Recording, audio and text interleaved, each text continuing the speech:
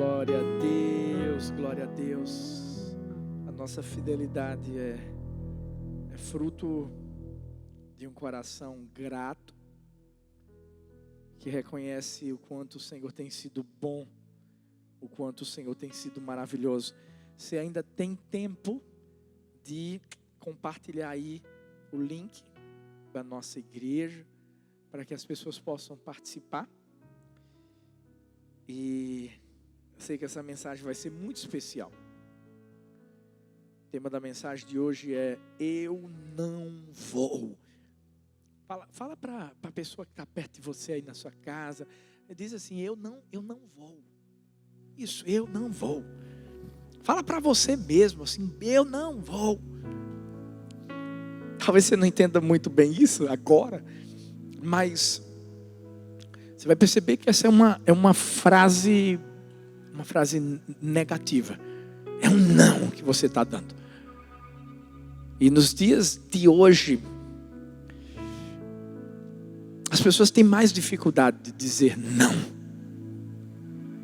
Quem é pai sabe do que eu estou falando. Às vezes o filho fica ali, né, pedindo alguma coisa. Pai, me dá. Pai, eu quero isso. Pai, eu quero aquilo. Pai, eu quero. E às vezes o pai, para não perder a paciência, vai e dá. Mas é verdade. E é necessário que eu e você, nós precisamos saber dizer não. Dizer não. Você quer ver uma coisa? Uma pessoa que acaba de voltar para Jesus, automaticamente sabe que vai vir uma guerra espiritual enorme sobre sua vida. O que é que acontece? Por exemplo, ela é convidada para ir para uma festa, porque ela já ia antes. E é muito mais fácil ela dizer sim para agradar seus amigos do que dizer não e ser ridicularizada, simplesmente ser deixada de lado. Mas o que é que ela deveria dizer? Dizer não. Na vida, o sim parece sempre ser o caminho mais fácil. O não é que é complicado. Mas é o não que a gente precisa dizer.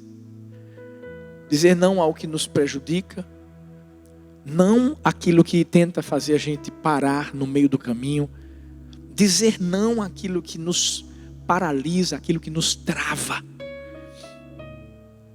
Sabe por quê? Porque a gente tem que se recusar a ser menos do que Deus quer que a gente seja. Eu vi uma frase muito forte de Spurgeon. Ele dizia assim: aprenda a dizer não. Será mais útil para você do que ser capaz de ler em latim. É isso mesmo. Em outras palavras, Spurgeon estava somente dizendo assim: gente, diga não. Não. Você sabe por quê? Porque quem sabe dizer não hoje vai ouvir o sim de Deus amanhã. É isso mesmo. Há tantas coisas, tantas propostas que o diabo tenta trazer para a nossa vida. Você pode até dizer assim: pastor, mas é porque eu não consigo dizer não às pessoas, às circunstâncias que me cercam. Mas o problema não é não saber dizer não, é dizer sim para tudo e para todos. Eu não sei se você chegou a assistir um filme que o Jim Carrey, aquele ator americano bem engraçado, ele fez um filme que o título do filme era Sim, Senhor. E é engraçado porque o Jim Carrey foi para um culto de alta ajuda, e lá as pessoas foram ensinadas a dizer sim a qualquer coisa que as pessoas ofereciam ou que lhe acontecesse. E ele começou a viver esse estilo de vida. Algumas coisas começaram boas a acontecerem, sim. Ele foi promovido, ele conheceu uma mulher por quem ele se apaixonou. Mas sabe o que aconteceu? Toda vez, em todos os momentos, em todas as circunstâncias, e todas as pessoas que o procuravam, quando a pessoa ou as circunstâncias falavam, ofereciam algo para ele, ele dizia sim. Sabe o que aconteceu? Ele começou a perceber que tudo em excesso faz mal, cansa. E ele se cansou. Você sabe por quê? Porque ele queria que as pessoas fossem felizes e ele não conseguia ser feliz. Pastor, o que o senhor está querendo trazer para a minha vida em relação a isso? Vou te dizer uma coisa. Geralmente quem diz sim para todo mundo é porque está buscando aprovação.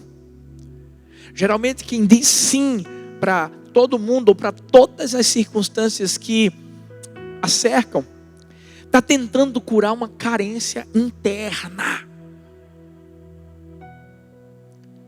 Você tem que entender que o próprio Jesus muitas vezes disse não. Se Jesus, que é Jesus, disse não para as pessoas que às vezes o buscavam, e sabe o que ele estava fazendo? Ele estava orando. E agora não era o momento de falar, de conversar, não era? Não. Até Jesus disse não para aquela mulher que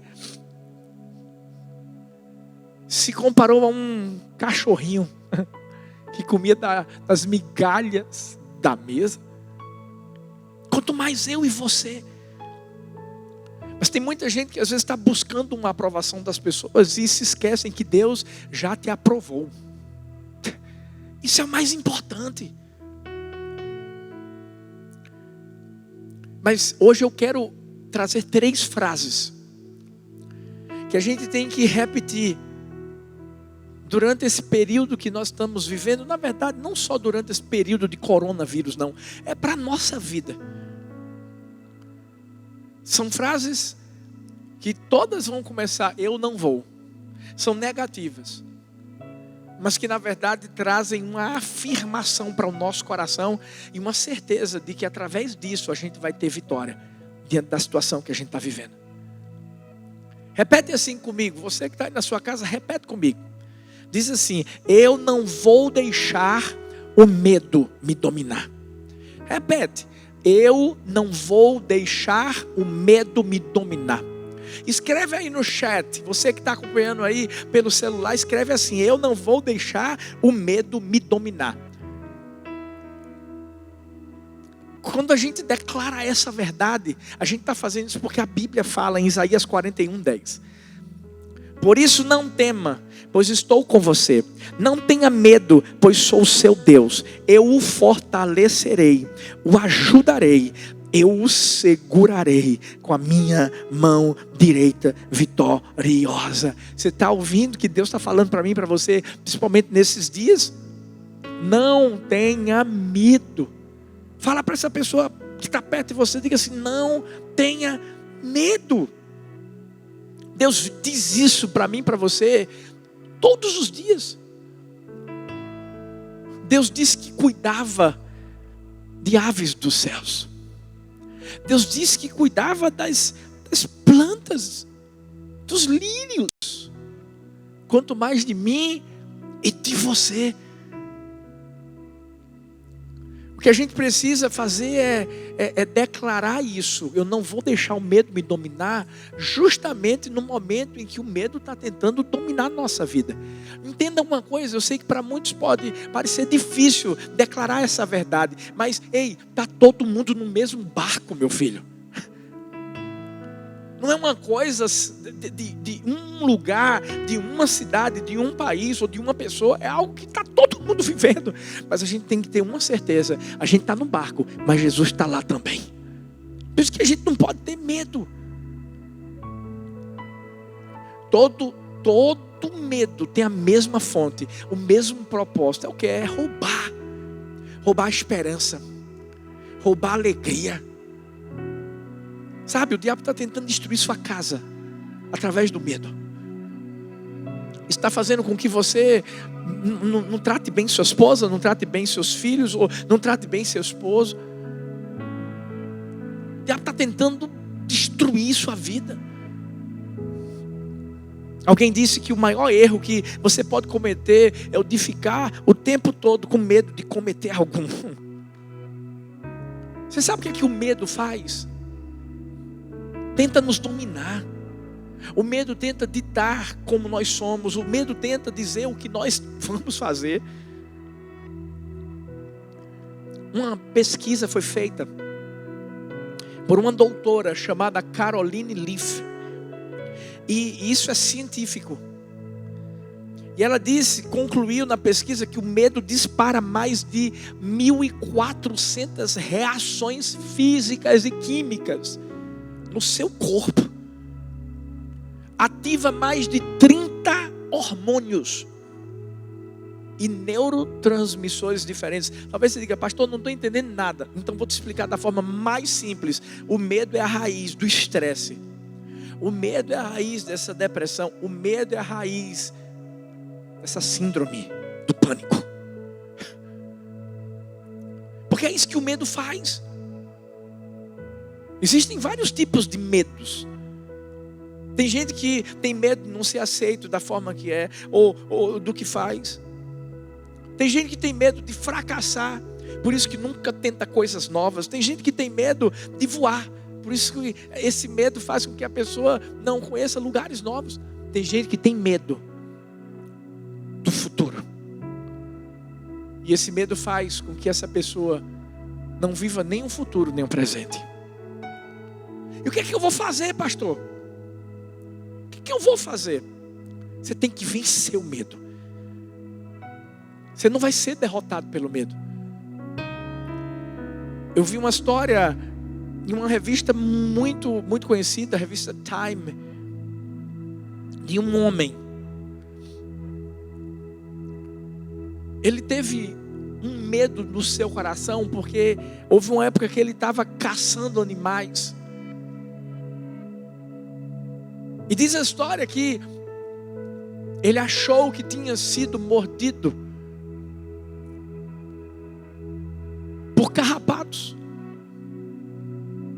E pensava assim, tem uma doença ligada ao carrapato chamada Lyme. Pronto, vou morrer.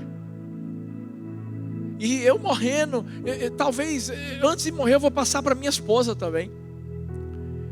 Ele foi para os médicos, fez exames e os médicos disseram, não, você está enganado, você não tem nada. Sua esposa também não tem nada. Mas ele, por medo, ele deixou o medo dominar a sua vida, a sua alma. E por medo de acontecer alguma coisa, você sabe o que ele fez? Sabe como foi o fim da história? Ele se matou e matou a esposa. Isso é uma história verídica. Porque o medo faz isso. O medo não só quer nos destruir, mas quer destruir quem está ao nosso lado. Os 10 espias, quando subiram para ver a terra prometida, desceram. A gente sabe que tinham 12, mas os 10 que eram incrédulos, sabe o que eles fizeram? Jogaram incredulidade e medo para uma geração que morreu no deserto e deixou de viver uma promessa. Eu declaro, você não vai deixar de viver a promessa que Deus tem para a sua vida. Você sabe por quê? Porque o medo não vai te dominar. Entenda uma coisa. Você tem que declarar: eu não vou ser dominado pelo medo. Você sabe por quê? Porque aquilo que você teme é aquilo que vai ter domínio sobre sua vida. Se a pessoa tem medo de lugares altos, vai viver em lugares baixos. Isso em todos os sentidos. Se você tem medo de multidões, vai viver sozinho. Por quê? Porque o que você teme vai estabelecer os limites da sua liberdade. Eu sei que tem sido passada uma notícia de medo absurdo no coração das pessoas. Não estou de forma alguma dizendo que esse vírus não é perigoso. Não, mas o que está sendo lançado é para acabar com a nossa vida. Não aceita isso não, em nome de Jesus. Porque a Bíblia já diz que a gente não teme mais notícias. Pode acabar o mundo, meu filho, mas a gente sabe que se acabar o mundo, a gente sabe para onde a gente vai. A gente não precisa temer nada. Por isso que o diabo é que é o autor do medo. Mas deixa eu te dizer, se o medo bater a porta do nosso coração e encontrar dentro do nosso coração confiança, fé em Deus, o medo não vai entrar. Por isso que tudo é uma questão do que está dentro de mim, do que está dentro de você. Pastor, mas o senhor não sente medo não? Senti sim. Mas eu não deixo dominar a minha vida, a minha alma, o meu coração. Você sabe por quê? Porque sentir medo é a tentação de fugir do que devíamos enfrentar. É uma tentação, mas você não vai cair nela. Sabe que hoje eu e você possamos declarar: eu não vou ser dominado pelo medo. Que hoje eu e você possamos declarar: o medo não vai me paralisar. Que hoje eu e você possamos declarar: o medo não faz parte da minha vida. Aprenda a dizer não ao medo. Aprenda. Você sabe por quê? Foi o que Jesus fez. Estava no Getsemane. Naquele instante, uma insegurança, o medo em si tentou dominar a vida dele. Ele orava e dizia: Pai, se possível, passa de mim esse cálice. Mas ele disse: contudo, não seja feita a minha vontade, mas a tua. Ou seja, o medo veio para tentar paralisar, para tentar impedir que ele fizesse o que ele fez por mim, por você. Mas ele venceu o medo. Se ele venceu, eu e você também vamos vencer em nome de Jesus. Sabe, fala bem alto, no lugar onde você está, coloca no chat assim: eu não vou ser dominado pelo medo. Mas tem uma outra frase que a gente tem que declarar: eu não vou deixar os sentimentos me guiarem. Isso mesmo, eu não vou deixar os sentimentos me guiarem. Olha o que Provérbios 14:30 diz: o sentimento sadio é vida para o corpo, mas a inveja é podridão para os ossos. O que é que Provérbios 14:30 está querendo nos ensinar? A gente precisa aprender a lidar com os sentimentos de uma forma saudável. Nós somos humanos. Nós temos sentimentos, nós temos emoções. Os sentimentos, eles dão cor à nossa vida. Eles são responsáveis por moldar a nossa personalidade, dar significado às nossas experiências. Mas deixa eu te falar uma coisa. Você é que vai controlar quais são os sentimentos que vão dominar o seu coração. Você não pode, de forma alguma, deixar que todo e qualquer sentimento entre em você. E é por isso que Provérbios mostra: o sentimento sadio é vida para o corpo. Por isso que a gente precisa, para entender quais são os sentimentos que eu posso deixar entrar no meu coração, você tem que submeter todos eles a Deus. Submeter a sua vontade a Deus. Paulo, é interessante porque Paulo, ele entendia esse princípio e ele disse que tinha que morrer para ele mesmo. Ou seja, o que ele estava querendo dizer assim: eu vou submeter os meus sentimentos, as minhas vontades a Deus, vou morrer para o que for de mim, Deus vai matar. Se for algo que eu sei que vai destruir meu coração, minha vida, Deus vai arrancar. A partir do momento que ele entende isso, ele entende também que é Deus que vai deixar os sentimentos certos dominarem a nossa vida. Você sabe por quê? Porque se você deixar qualquer sentimento entrar no seu coração, você vai se desesperar. Quantas pessoas não já, infelizmente, se mataram por causa dessa situação?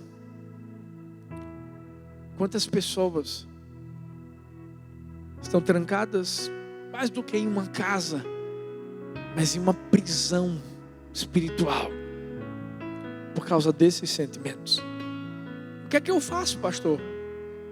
Qual é a solução para eu não deixar que a depressão, que o desânimo, que tudo isso domine a minha vida? Primeiro, ore. Ore.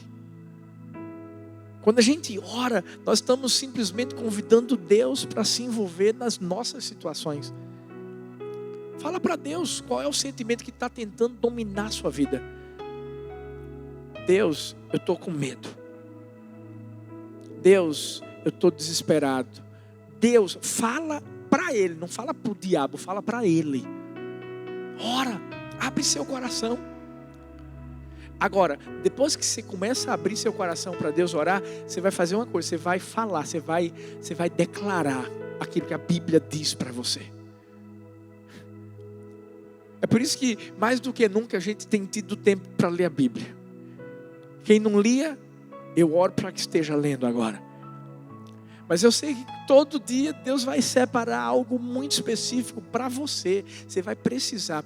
Eu posso dizer uma coisa, o que eu li hoje no meu devocional com Deus, no meu momento de intimidade com Ele, deixa eu te dizer uma coisa, serviu muito para a minha vida. Eu estou abastecido aqui. Talvez você está com esse sentimento no seu coração, sabe por quê? De tristeza, de angústia, de desânimo, porque você não orou. Você não pegou a palavra para declarar o que ela fala para você. Agora, terceiro, o que é que eu faço mais, pastor? Aí você vai obedecer. Porque quando você ora, você pega a palavra para declará-la para a sua vida. Depois você tem que vivê-la. Você tem que obedecê-la. Porque Deus vai te dar direcionamentos para você tomar. Para que esse sentimento não ocupe sua vida. Foi o que Ele fez com Elias. Quando ele estava lá, depressivo, pensando que Jezabel iria matá-lo. Deus faz a mesma coisa comigo, com você. Mas Ele quer que a gente seja obediente. Senão os sentimentos vão dominar a nossa vida. Moisés não entrou na terra prometida. Deus trouxe uma direção para ele. Fala, Rocha. Vai sair água. Mas ele deixou que os sentimentos ruins ocupassem o coração dele. Por causa de quem? Do povo. E você sabe o que é que Deus fez? Não permitiu que ele entrasse na terra prometida. Porque é isso que os sentimentos fazem comigo, com você. Eles não fazem apenas que a gente se volte contra os homens, mas principalmente contra Deus. Nós somos humanos. Todos os sentimentos passam por mim e por você. Mas somos nós que temos o poder de escolher qual é o que vai entrar. Engraçado, Shakespeare disse: não posso escolher como me sinto, mas posso escolher o que fazer a respeito. É isso. Está nas minhas mãos, está nas suas mãos, justamente a escolha de o que é que eu vou fazer com o sentimento que está tentando dominar a minha vida. Moisés, por exemplo, ele podia não ter batido naquela rocha. Ele podia ter feito o que Deus disse que era para ele fazer, mas ele não se controlou. Ele não escolheu se controlar. E a partir desse momento, ele desobedece a Deus. Por isso que não é o que você sente apenas que importa, mas é a maneira como você reage diante do que você sente. Não estou falando com isso que sou perfeito, ou que a gente tem que ser perfeito para viver isso, porque talvez você diga assim: pastor, eu não consigo me controlar. Mas deixa eu te dizer, você sabe o que Deus está querendo de mim e de você nessa situação que a gente está vivendo? Que a gente amadureça. Deus não está trazendo mal para mim, para você não, mas eu vou te dizer uma coisa: Ele quer que a gente saia melhor dessa situação. Ele quer que a gente amadureça. Porque quando a gente se torna refém dos nossos sentimentos, isso é um sinal de imaturidade. Mas a partir do momento que você entende que pode controlá-lo e que esse sentimento pode ser uma sensação passageira. Sabe, eu já vi muitas mulheres falando isso, pegando um bebê e dizendo assim: ai, que vontade de ter mais um filho. E aí depois ela diz assim: é mais vontade daí passa. Assim é o sentimento. A gente não vai ser reconhecido pelo que a gente sente, mas pelo que a gente é. Ninguém vai chegar para mim, para você, e vai dizer assim: esse aqui é João angústia, essa aqui é Maria tristeza. Não, nunca. Mas é pelo que a gente é. O que a gente precisa entender nos dias de hoje, você sabe o que é? Vou te falar. Deus está querendo simplesmente que a gente cresça. A gente só tem como dominar nos nossos sentimentos quando a gente está em uma situação complicada. E a gente está numa situação complicada agora, humanamente falando. Vai orar. Declara a palavra. Obedece a palavra. A paz que excede todo entendimento vai reinar sobre a nossa vida, sobre o nosso coração. Sabe? Eu não vou deixar ser dominado pelo medo. Não vou deixar o medo me dominar. Eu não vou deixar os sentimentos me guiarem. É isso que a gente tem que declarar. Mas tem uma outra frase. Um outro não que a gente tem que falar bem alto para o diabo ouvir. Eu não vou deixar as circunstâncias me tirarem do foco. Fala isso. Eu não vou deixar as circunstâncias me tirarem do foco. 2 Coríntios 4,16 diz: por isso não desanimamos, embora exteriormente estejamos a desgastar-nos, interiormente estamos sendo renovados dia após dia. Pois os nossos sofrimentos leves e momentâneos, estão produzindo para nós uma glória eterna que pesa mais do que todos eles. Assim, fixamos os olhos não naquilo que se vê, mas no que não se vê. Pois o que se vê é transitório, mas o que não se vê é eterno. Por isso que eu declarei no início do culto: não foca no que é externo, foca naquele que é eterno. Você não pode focar nas circunstâncias que você está vivendo. Foca no propósito. Eu posso te dizer uma coisa: tudo que a gente está vivendo nos dias de hoje tem um propósito. Isso independentemente das circunstâncias que a gente enfrenta. Tem um propósito. Qual é o propósito? Manifestar a glória de Deus. Eu creio que através de tudo isso que a gente está vivendo, a gente vai sim ver a manifestação da glória de Deus. Quando tudo acabar, as pessoas vão olhar e vão dizer assim: uau, a igreja do Senhor superou isso, está mais forte, está crendo mais, está confiando mais. Eu acredito, a gente tem vivido um momento de unidade, a gente tem vivido um momento de crescimento espiritual, a gente tem vivido um momento onde as pessoas estão entendendo que, é o que a gente sempre falava antes, quando a gente já se reunia de forma presencial. Não é só aqui, é lá fora, é aqui dentro. Somos igreja dessa maneira. Tudo é para que o poder de Deus se manifeste. Tudo é para que a gente viva na certeza de que Deus realmente cuida de tudo. Quando a gente compreende que a gente não pode deixar as circunstâncias tirarem o foco, qual vai ser o foco? Qual vai ser o foco? Isso vai passar. O nosso foco é esse, é saber que vai passar. Eu vi uma história, na verdade é um conto que tem duas versões. Um antigo rei, ele chama seus conselheiros, seus sábios para uma reunião e dá um desafio. Em uma versão da história, o rei vai dizer assim: eu quero que vocês ressuscitem a sabedoria do mundo. Na outra versão, ele diz assim: eu quero que vocês criem uma frase que vai ser verdadeira sempre, em qualquer momento, quando qualquer pessoa falar. Nas duas versões, a frase que vai atender à exigência do rei vai ser essa: isso também passará. Salomão já falava isso. Tudo passa. Deixa eu falar uma coisa: isso que a gente está vivendo vai passar. Já houve outros tipos de vírus, de pestes. Passaram. Daqui a alguns dias ou meses a gente vai estar dizendo: uau, essa coisa do coronavírus, hein? Vai passar. Independente das circunstâncias que a gente está vivendo, vai passar. Agora, o que a gente tem que focar é: quando passar, como é que eu vou sair dessa situação?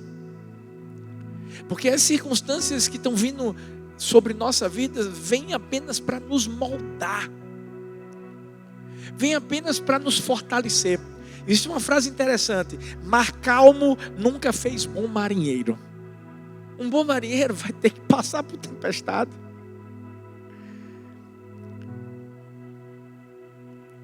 Você sabe o que é um crente raiz?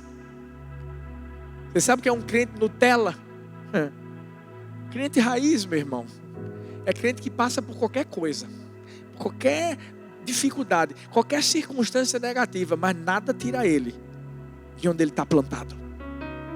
Nutella não, Nutella é aquele crente mimimi, é aquele crente que fica na chupetinha, qualquer coisinha,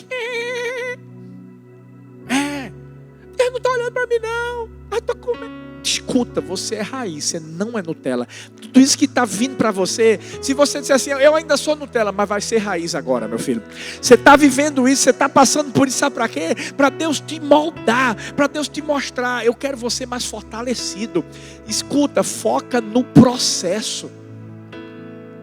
Foca no processo. Há uma história de que na Babilônia antiga havia um alfaiate pobre que decidiu comprar um livro. E esse livro dizia que ele ia aprender a encontrar tesouros. Sabe o que ele fez? Comprou o livro, começou a estudar, a decifrar enigmas, a estudar alguns idiomas, a fazer pesquisas geográficas, cartográficas. Sabe o que aconteceu com ele? Ele se empenhou tanto, mas tanto, que aprendeu tudo isso e de repente ele foi convidado para trabalhar no governo. Simplesmente recebendo um bom salário, utilizando todo o conhecimento que ele tinha aprendido através daquele livro. Mas ainda assim ele sempre continuou procurando: uau, onde é que eu vou encontrar esse tesouro escondido? Através disso, mesmo naquele trabalho no governo, ele foi crescendo, foi chamado para ser intérprete do rei, porque ele tinha que aprender alguns idiomas. E juntamente com o rei, ele começou a se desenvolver. Cresceu tanto que o primeiro-ministro morreu e o rei o contratou. Talvez você diga assim: mas e o tesouro, pastor? Ele descobriu que na verdade não existia nenhum tesouro escondido do lado de fora, mas tinha um tesouro escondido do lado de dentro. Ele só cresceu porque ele começou a entender que as circunstâncias que vieram, o fato dele ter sido pobre, mas dele ter comprado aquele livro, dele ter se esforçado para estudar, isso só fez com que ele se desenvolvesse. A minha oração é que quando acabar tudo isso, a gente cresça. A minha oração é que quando acabar tudo isso, a gente possa olhar para trás, porque é isso que eu estou fazendo comigo mesmo. Sabe, em vários momentos de oração eu estou dizendo assim: Deus, o que é que o Senhor quer me ensinar?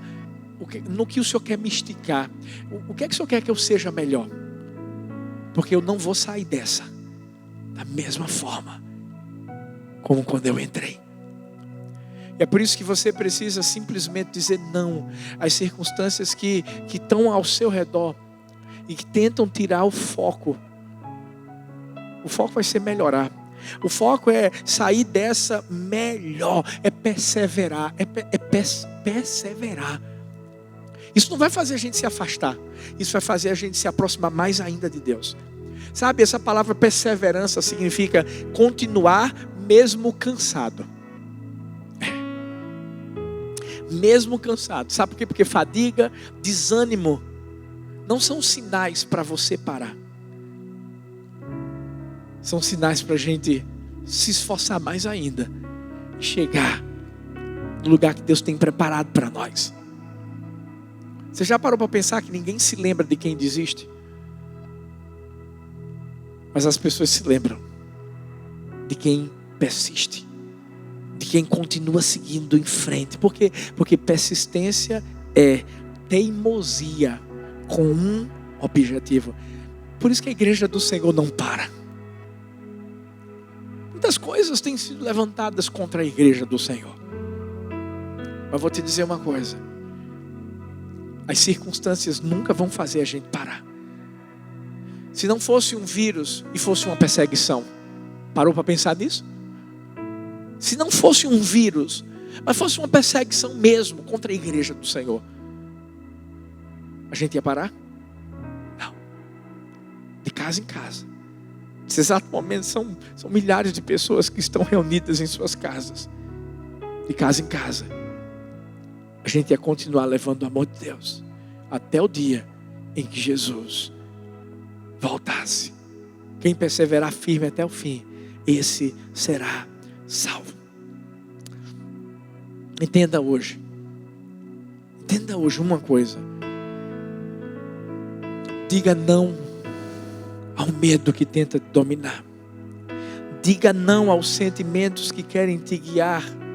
Diga não às circunstâncias que tentam tirar o seu foco. Você sabe por quê? Porque a partir do momento que eu e você falarmos não, vai ter que fugir, vai ter que sair, vai ter que correr.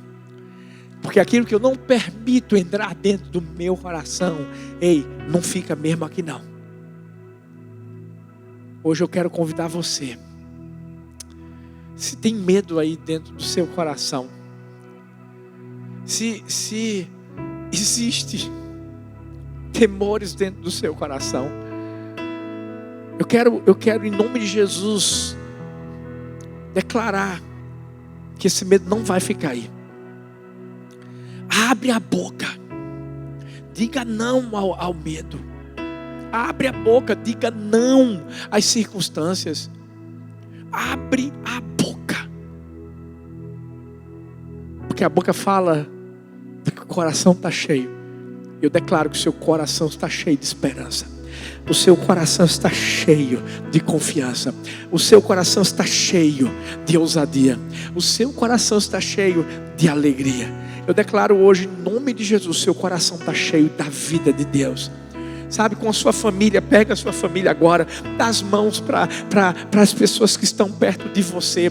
Se você está realmente desesperado, tem alguém perto de você, abraça essa pessoa. Você pode ficar perto dela porque você está na sua casa. Então abraça essa pessoa. Enquanto a gente vai lembrar você quem é o seu Deus, enquanto a gente vai lembrar você o que Ele é capaz de fazer na sua vida, eu quero que através dessas palavras que vão ser levadas para o seu coração, dessa canção, você possa entender: Deus está cuidando de você, Deus se importa com você.